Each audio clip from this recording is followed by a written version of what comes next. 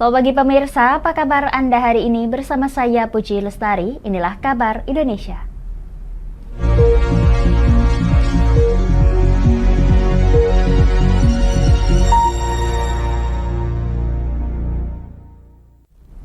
Pemirsa, berita pertama datang dari Demak. Polres Demak menangkap seorang siswa Madrasah Aliyah atau MA di Kabupaten Demak berinisial MAR yang menganiaya gurunya sendiri menggunakan senjata tajam. Menurut Polres Demak, pelaku melakukan hal nekat tersebut dipicu karena sakit hati setelah sang guru yang bersangkutan melarang anak didiknya itu untuk mengikuti ujian tengah semester.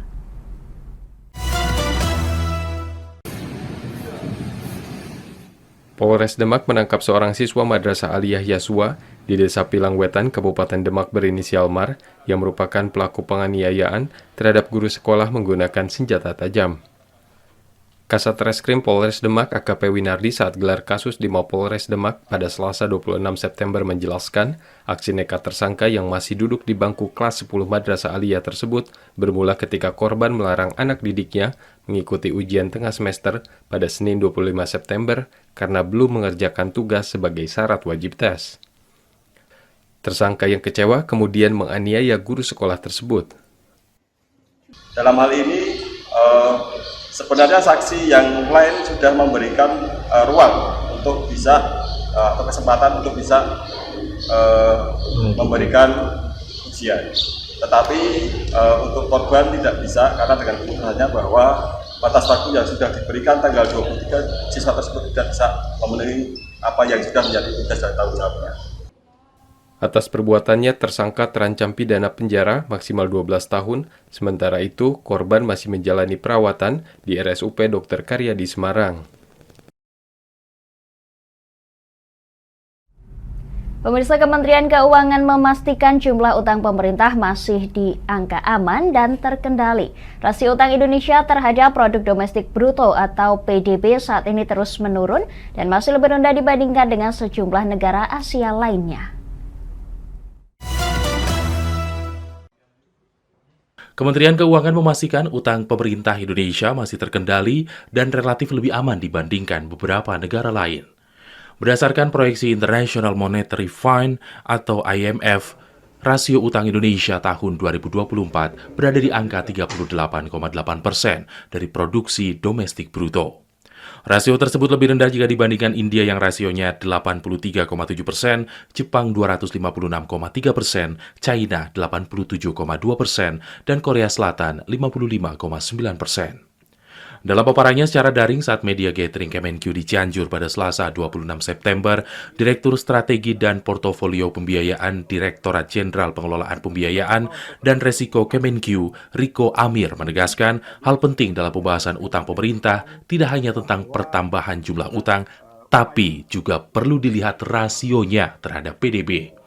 Melalui PDB dapat menggambarkan kemampuan ekonomi dan perbandingan ekonomi antar negara. Pemerintah Indonesia terus berupaya mengurangi rasio utang sebagai bagian dari konsolidasi fiskal melalui kebijakan pembiayaan utang 2024 yang mengedepankan efisiensi biaya utang, optimalisasi portofolio, dan pengembangan pasar keuangan. Pertama, untuk rasio utang yang tinggi, tadi sudah kita jelaskan juga di depan bahwa dengan upaya konsolidasi fiskal, ke depannya kita harapkan rasio utang akan semakin menurun. Gitu. Kalau ditanya kapan sampai 30%, jawaban kami secepatnya. Di luar proyeksi IMF berdasarkan data Kemenq, utang Indonesia per Agustus 2023 berjumlah 7.870,35 triliun rupiah, atau setara 37,84% dari PDB Indonesia. Sebelumnya, rasio utang Indonesia sempat meningkat tajam di masa pandemi, yakni 30,6% pada 2019 menjadi 39,7% di tahun 2020. Namun seiring pulihnya perekonomian Indonesia, rasio utang Indonesia berangsur menurun. Pemirsa, Indonesia masih perlu bekerja keras untuk mencetak SDM yang ahli dan terampil di tingkat menengah. Badan Perencanaan Pembangunan Nasional atau Bappenas inginkan sekolah vokasi sebagai lembaga pendidikan menyiapkan tenaga ahli muda untuk menyongsong Indonesia Emas di tahun 2045.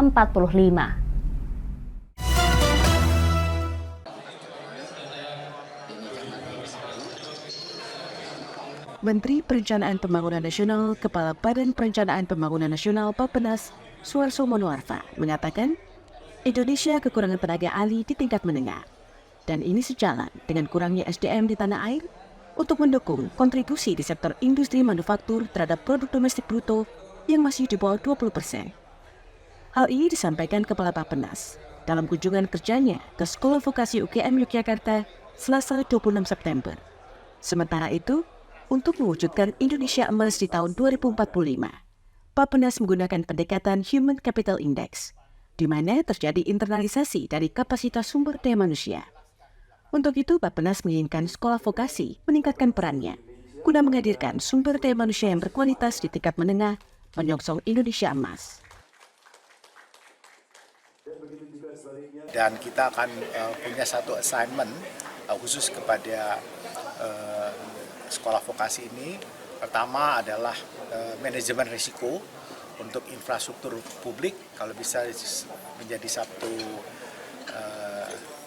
jurusan baru, satu program studi baru di sekolah vokasional ini. Dan kami punya inisiasi untuk bisa punya sister university dan supporter dari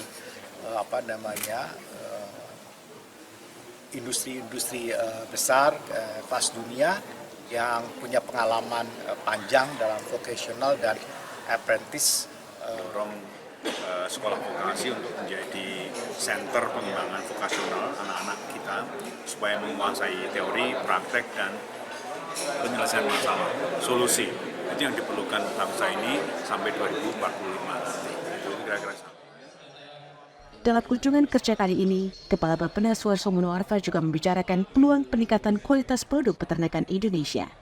Salah satunya dengan pemanfaatan teknologi Radio Frequency Identification (RFID) atau barcode.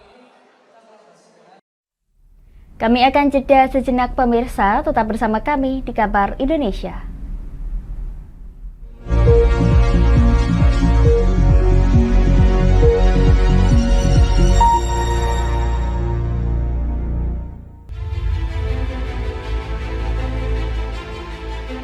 Memberikan pinjaman uang kepada saya dengan bunga 8% per bulan.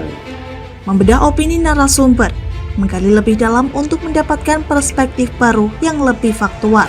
Masalahnya, nota perbaikan kapal itu semua ada di saya. Kenapa Tomo bisa menunjukkan? Demi mendapatkan informasi yang solutif dan terpercaya dalam Bedah Opini. Setiap Rabu jam 11 siang hanya di Lingkar TV.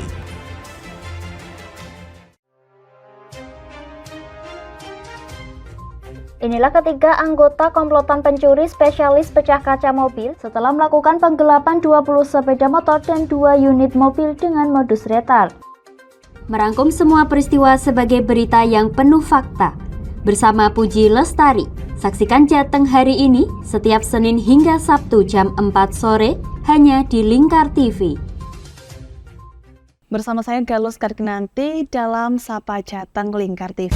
Melintas di daerah Sukolilo dikejar sama petugas bea cukai, ketangkap. Membahas dan menyuguhkan beragam potensi dari berbagai daerah di Jawa Tengah, ditemani narasumber-narasumber handal di bidangnya. Pencegahan dari awal mulai dari perilakunya, perilaku hidup bersih sehatnya juga harus dijaga seperti itu. Kami siap menyapa Anda dalam Sapa Jateng. Setiap Selasa jam 11 siang hanya di Lingkar TV.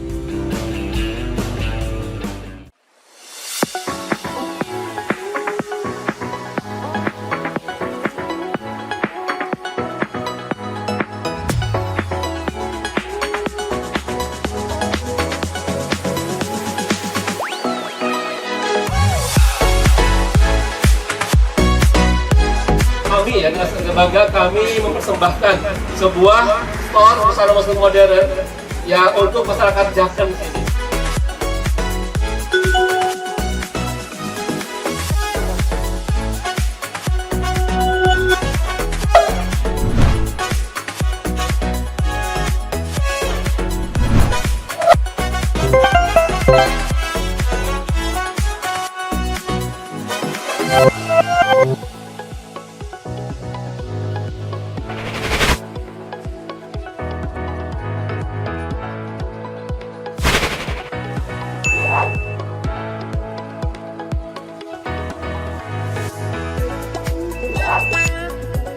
Assalamualaikum warahmatullahi wabarakatuh. Saya Dwi Mas Sony Pambudi dari Nibras Corporation mengucapkan selamat dan sukses atas grand opening Nibras House ke-607 yang berlokasi di Kecamatan Jaken, Kabupaten Pati.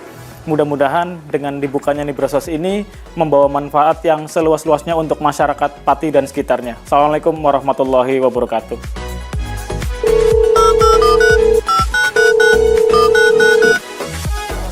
Selamat buat grand opening Nibras House Pati Jaken. Semoga usahanya bisa laris, bisa digemari banyak masyarakat di Jaken. Tentunya berkah buat semuanya.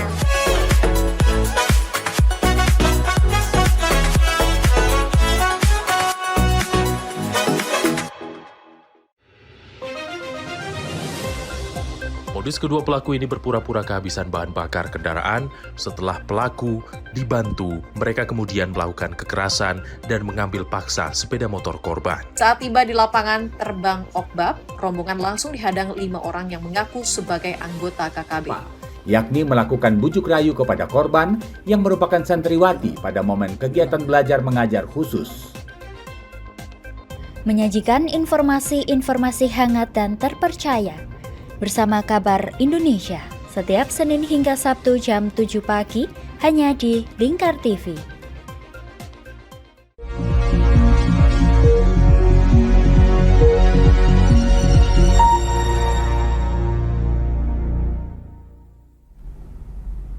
Anda masih menyaksikan Kabar Indonesia pemirsa.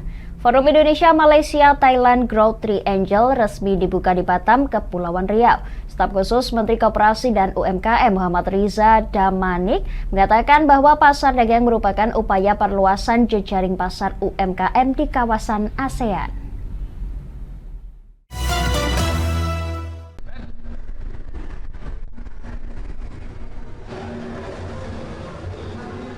Bertempat di Harbour Bay, Downtown Batam, Kepulauan Riau, Ministerial and Related Meeting Forum Indonesia Malaysia Thailand Growth Triangle atau IMTGT 2023 resmi dibuka pada 26 September, di mana selain memperkenalkan seni budaya, makanan, dan cenderamata, kegiatan juga bertujuan untuk membuka potensi peningkatan perdagangan lintas batas di kawasan kerjasama segitiga pertumbuhan ketiga negara. Di perhelatan IMTGT 2023, digelar pasar dagang expo yang diikuti 14 UMKM asal Malaysia, 10 UMKM asal Thailand, dan 14 UMKM asal Indonesia dari kawasan Sumatera, sebagai upaya memperluas serta meningkatkan jejaring pasar produk yang dihasilkan. Karena seperti dikatakan staf khusus Menteri Koperasi dan UMKM Muhammad Riza Damanik, Indonesia tidak bisa bekerja sendiri, tapi harus membangun kemitraan yang strategis, di mana ASEAN merupakan komitmen kerjasama strategis yang perlu terus diperkuat. IMTGT 2023 pun bagian dari kerangka kerja tersebut. Bagaimana kita memanfaatkan ekosistem usaha di kawasan kita yang cukup besar untuk saling menguatkan ya dalam kaitan dengan akses pasar, saling menguatkan dalam kaitan dengan inovasi dan teknologi. Mudah-mudahan meskipun awalnya skala kecil, tapi mudah-mudahan bisa terbentuk jaringan pasar ya di antara UMKM kita bersama UMKM yang ada dari Malaysia dan Thailand. Penyelenggaraan IMTGT Expo 2023 digelar bersamaan dengan Gebiar Melayu Pesisir, bertepatan dengan peringatan 30 tahun kerjasama Indonesia Malaysia Thailand Growth Triangle yang akan digelar hingga 1 Oktober mendatang, di mana menurut data volume perdagangan antara ketiga negara tersebut mampu mencapai 618 miliar dolar Amerika Serikat pada tahun 2021.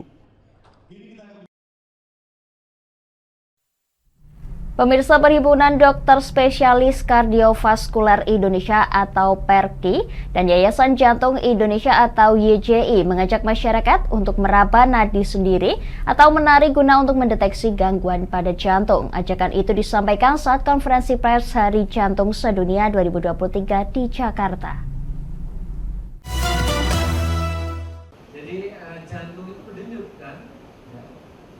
Populasi Perhimpunan Dokter Spesialis Kardiovaskular Indonesia atau PERKI dan Yayasan Jantung Indonesia YJI mengimbau masyarakat untuk mendeteksi kesehatan jantung secara dini.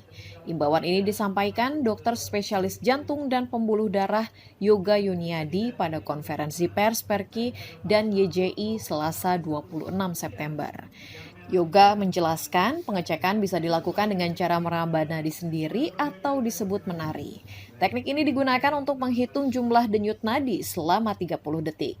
Jumlah tersebut dikali 2 bila hasil menunjukkan sekitar 70 hingga 100 kali, maka dianggap normal. Bila lebih atau kurang dari angka tersebut, menurut Yoga, terdapat indikasi potensi denyutan yang tak teratur.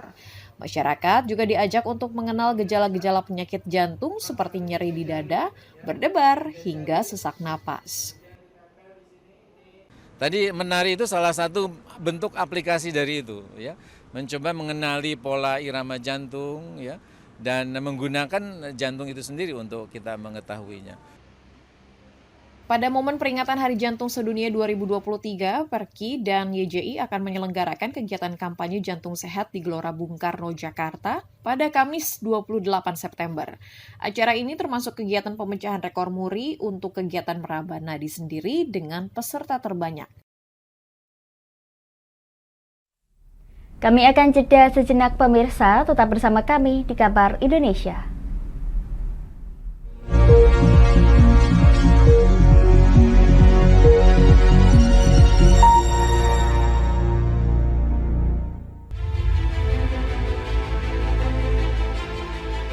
Memberikan pinjaman uang kepada saya dengan bunga 8% per bulan.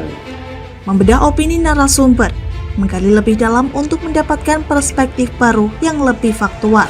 Masalahnya, nota perbaikan kapal itu semua ada di saya. Kenapa Tomo bisa menunjukkan? Demi mendapatkan informasi yang solutif dan terpercaya dalam Bedah Opini. Setiap Rabu jam 11 siang hanya di Lingkar TV.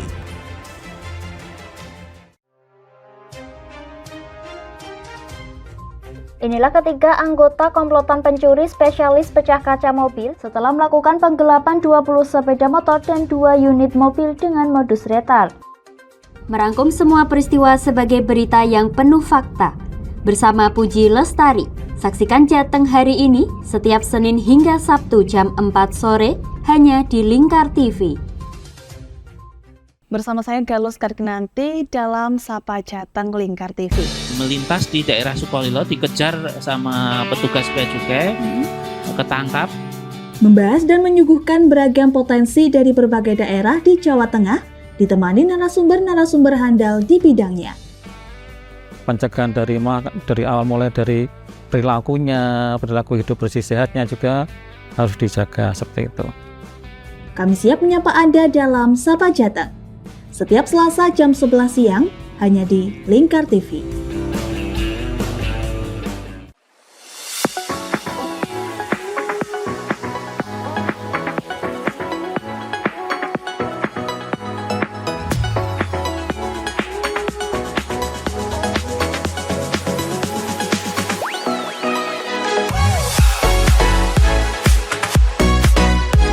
Kami ya, dengan bangga kami mempersembahkan sebuah store busana muslim modern yang untuk masyarakat Jateng sini.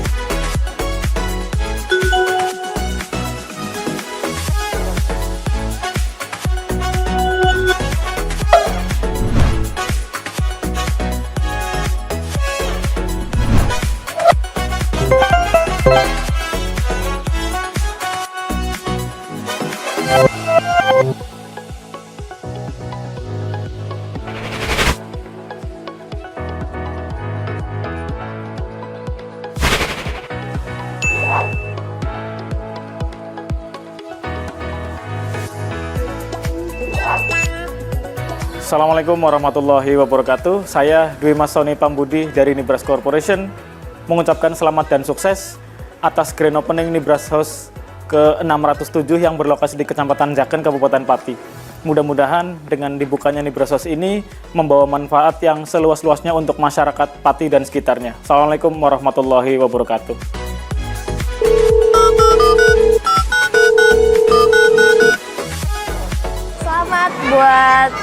grand opening Libra Sauce buat Tijaken. Semoga usahanya bisa laris, bisa digemari banyak masyarakat Tijaken. Tentunya berkah buat semuanya.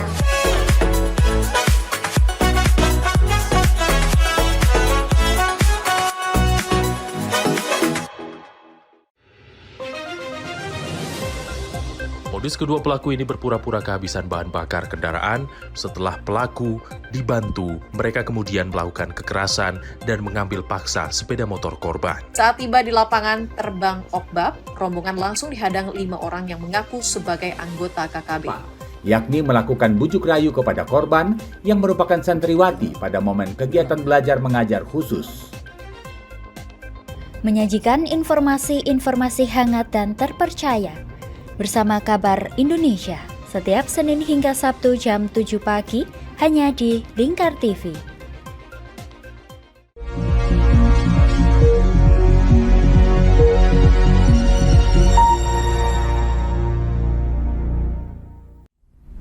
Pemirsa, pemerintah Provinsi Bali menerapkan pungutan sebesar Rp150.000 bagi wisatawan asing yang berkunjung ke Pulau Dewata. Pungutan itu ditujukan untuk perlindungan budaya dan lingkungan alam Bali. Saat ini ketentuan terhadap pungutan tersebut sudah masuk tahapan sosialisasi agar seluruh pihak terkait memiliki tingkat pemahaman yang baik dan matang sehingga bisa diterapkan dengan baik dan benar pada Februari 2024 nanti. Kita fokus dulu untuk masalah penanggulangan. Telah diwacanakan adanya pungutan bagi wisatawan asing yang berkunjung ke Bali sebesar Rp150.000 saat memasuki Pulau Dewata. Pemberlakuan sistem pungutan tersebut dibahas dalam sosialisasi kebijakan peraturan daerah Provinsi Bali bagi wisatawan asing di kantor Dinas Pariwisata Bali di Denpasar pada Senin 25 September.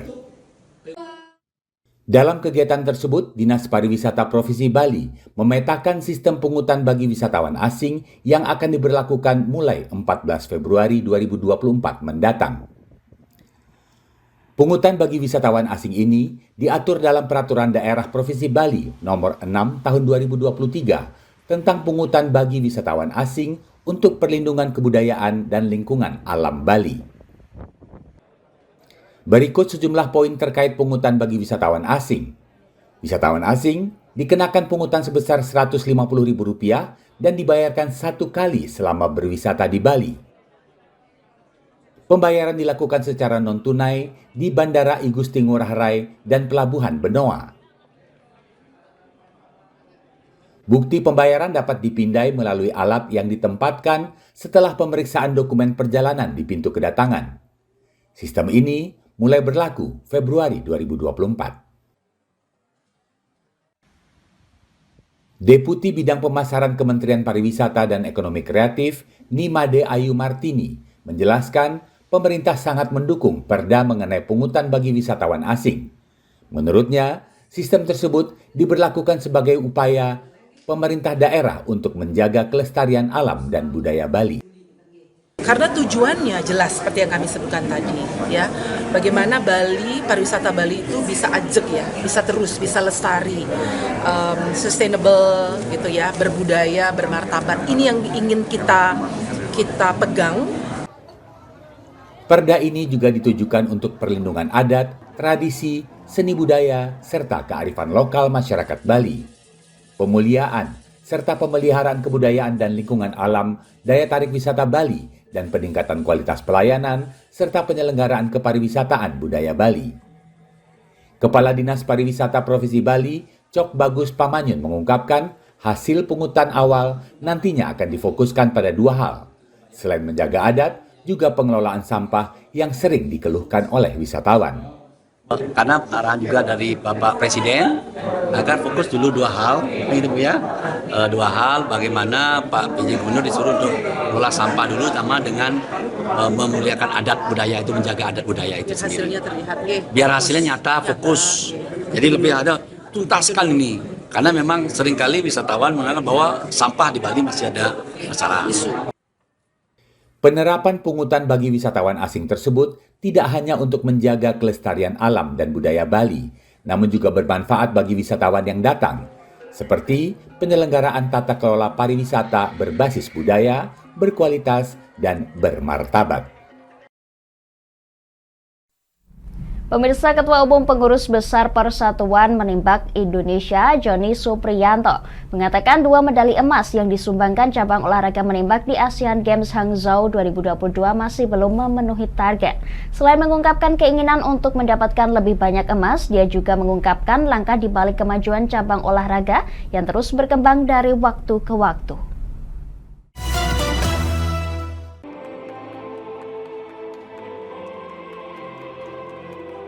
Cabang olahraga menembak telah mendapatkan 2 medali emas di Asian Games Hangzhou 2022 pada Selasa 26 September.